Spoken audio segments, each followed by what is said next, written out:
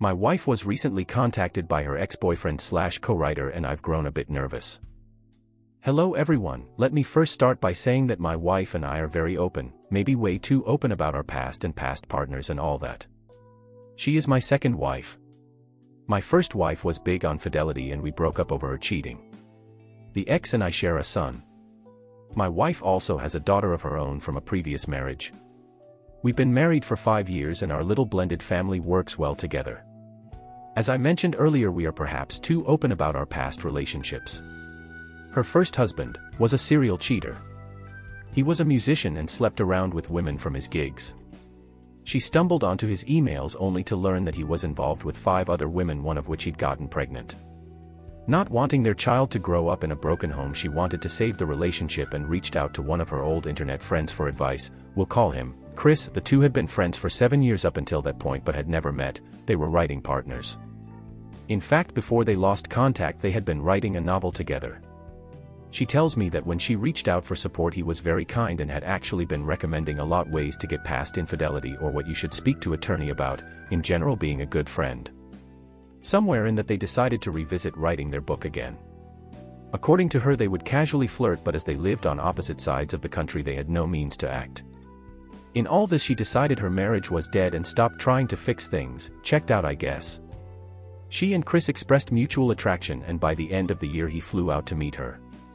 She filed for divorce right after the affair got physical, and Chris moved later that year to be with her. To make a long story short, her daughter, who was only 5 at the time, didn't really take to him. As she says, he didn't do anything wrong, she just wasn't adjusting properly after the divorce and didn't like somebody replacing her father. My wife told him they needed to take a break due to this and due to the fact that he's a bit crass sometimes. She had only intended for it to be a short break, but he was apparently so hurt that he'd moved that far to be turned away 2 months in, and so he broke it off entirely. After months had gone by they reconnected to try and finish their book. They began sleeping together again during this time, but it was just a physical thing. They came close to finishing the book, but she started dating me, thus they stopped sleeping together. She felt weird about having an ex hanging around once she got in a committed relationship, and so by her own admission she stopped returning his emails, which were all book-related, with the same frequency and stopped working on it on her end so much. He grew frustrated after a few months of this and blocked her on everything. Which finally brings us to a month ago. After 4 or 5 years of no contact he messages her out of the blue. He contracted COVID and nearly died. Chris contacted her because apparently in that time apart he rewrote the book without her contributions, managed to get published, wrote and published a sequel, and released his work came really close to not be finished if he died. He wanted to make it known that if something should happen to him that he wanted the rights of this thing turned over to her, as she knows how it will end and helped create the story. Fair enough, that actually sounds nice, but then they get to talking. He's apparently writing a comic adaptation, and he invited her to come on board for it. He has a lot of the art done and she was very excited, showing me and explaining to me who all the characters were, their backstories, what she thinks he got wrong in the design. She also read the first book and is telling me which names he changed, what characters were and weren't in their version, the plot differences, and she seems to be having a lot of fun with it. I knew they wrote together, she's mentioned it before, but I had no idea they had this whole universe created. I can tell it was something that was really important to her.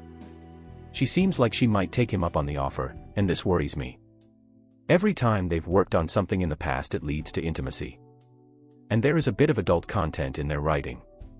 I'm not the jealous type, and I certainly don't want to step on a dream she had buried, but I don't want a repeat of history.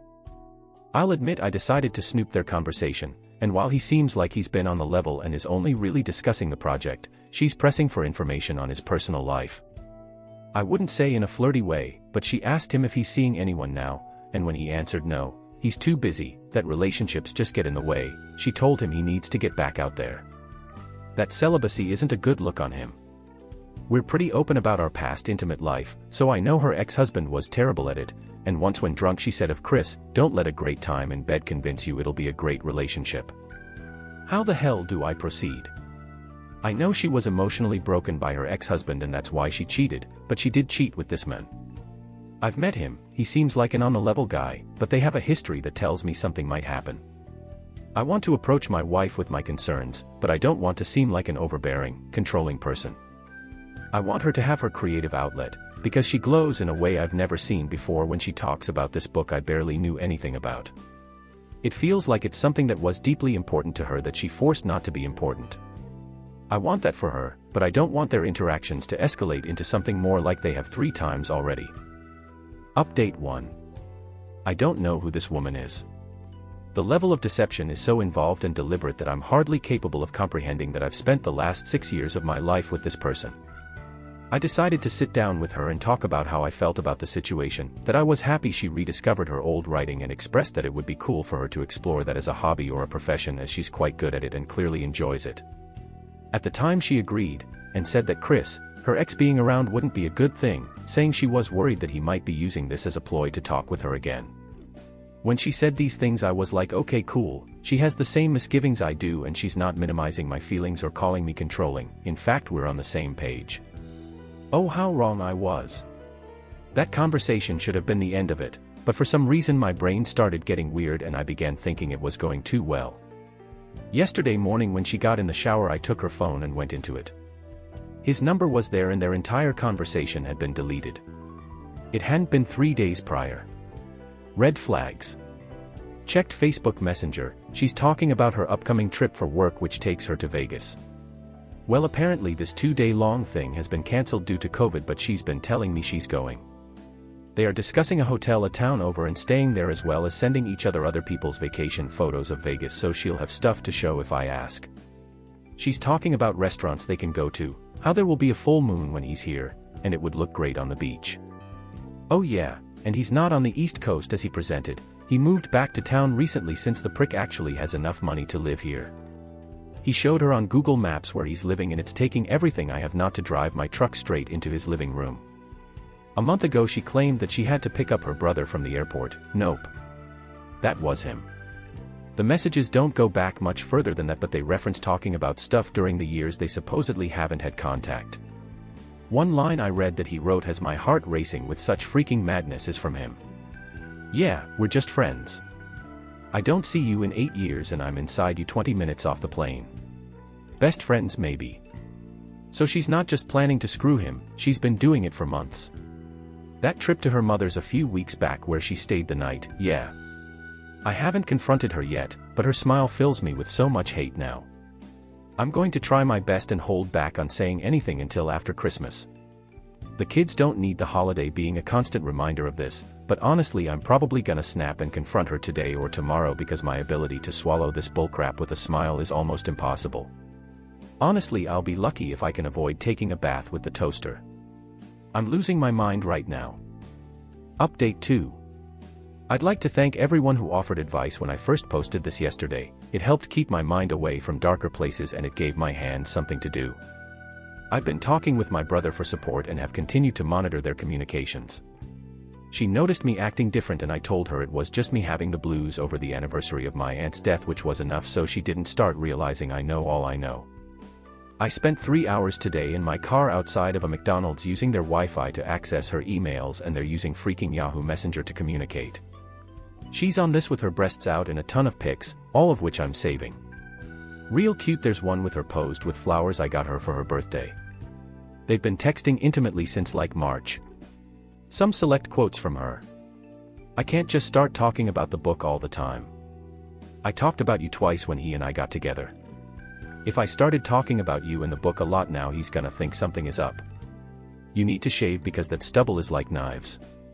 Almost had to put chapstick on my chin and under my nose. From him, you're getting it right before you leave here. I want him to kiss you after you spent the afternoon swallowing me. Honestly, my compulsion not to beat this man to death is strong. I won't do it, but the fact that he's so purposefully vicious is making me want to wear his teeth as a necklace. Final update. I never want to go through anything like this ever again. This was the single most difficult thing I've ever had to do and I'm twitching like a tweaker every so often now. She left for either work or Chris's today, not really sure where she went, but she was gone. Tried to check her location and either she turned off locations or my phone was giving me issues. I didn't have the means to serve her, that comes later this week, but I had to confront her before she realized what I was doing so she wouldn't have any more time to formulate some working lies. Heard my garage door opening and turned on the camera on. She comes in completely oblivious, I tell her she ought to sit down because we've got to talk. Deer in the headlights look, but she sits down and asks me what's wrong. I ask, why don't you tell me? She plays dumb, but I see she knows she's been found out. She asks me again what's wrong. I ask her what's really up with Chris. She says nothing, she hasn't heard from him.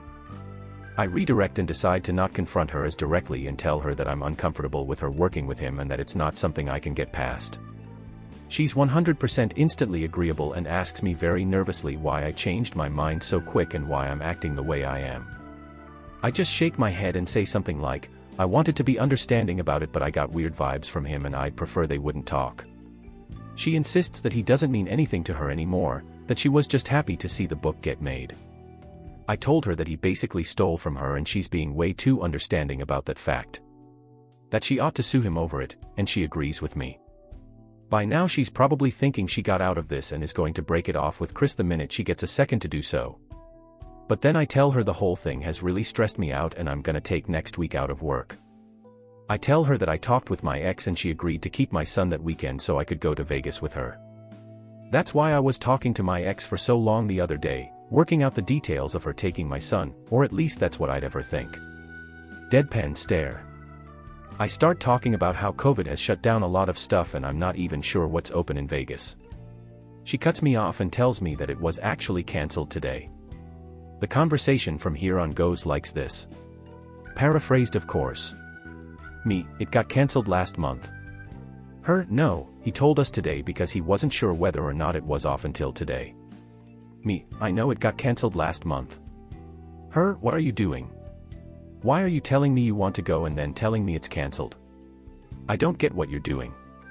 Me, it was cancelled last month. What were you gonna do if I didn't ask about it? Her, you're freaking me out. It was cancelled today. Me, what were you going to do in town? Name where her hotel is. Her, what are you accusing me of? Me, how long have you and Chris been back together? Her, we haven't done anything. Did he tell you we were? Me, don't lie to me. I don't want read off everything he texted, it almost made me throw up doing it the first time. I can't believe you do this. Her, I love you, I'm sorry, he's been texting me a lot lately and saying a lot of messed up stuff and I don't know how to deal with it. I wanted to tell you this but I was afraid you'd do what you're doing now. I was just hoping he'd stop on his own. Me, you didn't see him for 8 years and 20 minutes after he got off the plane you got in bed with him. Her, what plane? What are you reading? Me, he lives on street name, you wanna stop this? Just admit what you did so we can move forward with this. Why did you tell me he lived in East Coast? Her, did he say something to you? He lies constantly, it's part of the reason why we broke up. I told you that. I knew I shouldn't have responded to his messages, it's always drama with him. All his messages were fine, but he started with the missing me stuff again like always. I was going to tell you. Me, he wanted you to come home and kiss me after you were going down on him. I read your messages, I saw them in your email and in your texts. You're cheating on me and I want you out of this house today. Her, what? I'm not cheating on you. If you don't want him around I'll tell him to get lost, but honey, I'm not cheating on you. Is that what he told you? He's lying. Me, stop it. I told you I went in your messages on your phone. You're going to get your stuff and you're going to go to your parents. I made copies of your emails and screenshots from your texts. I don't want to show them what you two say to each other, but if you're going to keep lying to my face I will. We're done, go get your stuff. She tried even in the face of all that to play stupid and lie, but finally tired of it I broke out my copies of their texts and handed them to her. She looked at them for 2 seconds and then broke down crying hard. Like I've never seen her this devastated by anything. I even felt bad for her for a little while. She said she was sorry, that it got out of hand and she wanted to put the brakes on it, but he had gotten possessive and was threatening to expose her if she ended it with him. I told her that none of that was in their texts and that she's still lying to me. She was going to go off and spend the weekend with him. She then told me it's done between them and she'll make him go away, she won't ever talk to him again. I told her I don't care what she does but I've been talking to a lawyer and the divorce papers will be ready soon. At this point she explodes and repeats, "You've been talking to a lawyer," like 4 or 5 times, and honestly I was ready to call the cops because she's closing in on me and really screaming now. I tell her to calm down, that I have a camera going.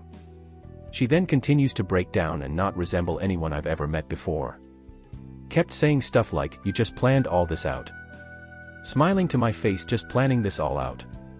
Which every time she did I responded with the same, "Well, look at what you've been planning," and smiling to my face while you're out doing intimate acts. I asked her why she'd do this to us, and at first she couldn't give me a straight answer. She tried to tell me it was meaningless, so I responded with, "Oh, so you ruined us for no reason then, that's great." After a bit she sort of got quieter, and I don't know if she was being honest or just trying to hurt me, but apparently she really messed up with him in her eyes.